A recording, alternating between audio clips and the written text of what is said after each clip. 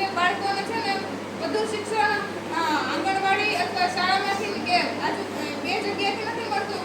વધારે પડતો સમય બાળક પોતાના માતા પિતા અને પરિવાર સાથે રહે છે. માતા પિતા અને વડીલો અન્ય લોકોની મદદ કરતા હોય એ જોઈને બાળક પોતાનું અનુકરણ કરે છે.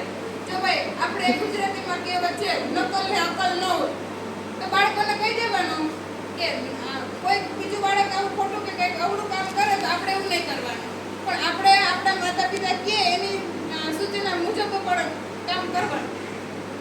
અભ્યાસ પ્રત્યે બાળકને પ્રોત્સાહન આપવું.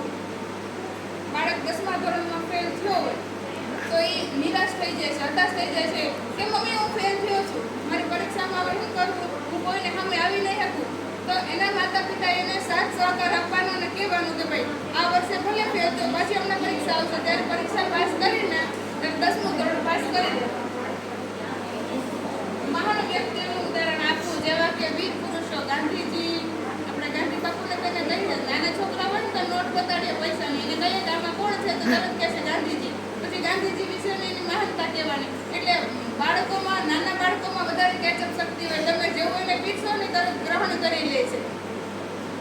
માતા પિતાનું વર્તન બાળકની સામે સારું હોવું જોઈએ. ઘરમાં માતા પિતા 24 કલાક ઝઘડા કરતા હોય તો બાળકનો એક સંસ્કાર આવે. એટલે શક્ય હોય ને એટલું માતા પિતાએ સમજીને બાળકોને સારા વાતાવરણમાં ઉછેર કરો.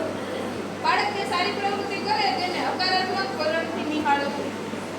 બાળક ઘરમાં લેસન કરતો હોય કે રમતો હોય કે બાળકોના વખાણ કરો.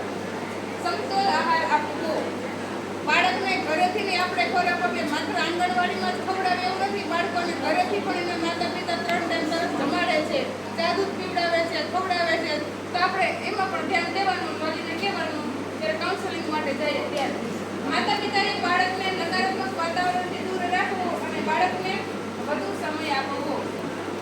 જો ફ્રી ટાઈમમાં મમ્મી મોબાઈલ અને ટીવીનો યુઝ કરતા હોય તો આપણે ઉપયોગ કરીએ તો આપણા છોકરા જોવાના છે. શક્ય હોય ને એટલે આપણે ઓછું જવું એટલે બાળકો ઉપયોગ ન કરશે. ઉચ્ચ લક્ષ્ય પ્રાપ્ત કરવા યોગ્ય માર્ગદર્શન વાલીઓએ આપવું. બાળકની ઉંમર પ્રમાણે સ્પર્ધા નિયમો વિશે માહિતગાર કરવું અને માતા પિતાએ બાળકોની અયોગ્ય જીદ પૂરી ન કરવી. 5 વર્ષનો બાળક મમ્મી પપ્પાને કહે કે મારે મોબાઈલ લેવો છે કે ગાડી લેવી છે તો એ માતા પિતા પણ એને જીદ કરેલી છે અયોગ્ય કહેવાય એટલે એ